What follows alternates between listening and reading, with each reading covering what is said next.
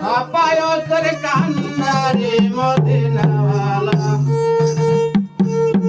সাফায়তের কান্ডারি মদিনাওয়ালা, ইয়া মুহাম্মদ মুস্তাফা নবী সাল্লাল্লাহু ইয়া মুহাম্মদ মুস্তাফা নবী সাল্লাল্লাহু খোদা রেখাছেন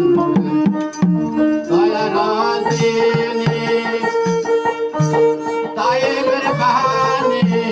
তার মুখে শোনে, খোদা রেখাছেন দয়ার দিনে তায়েবের বাণী তার মুখে শোনে।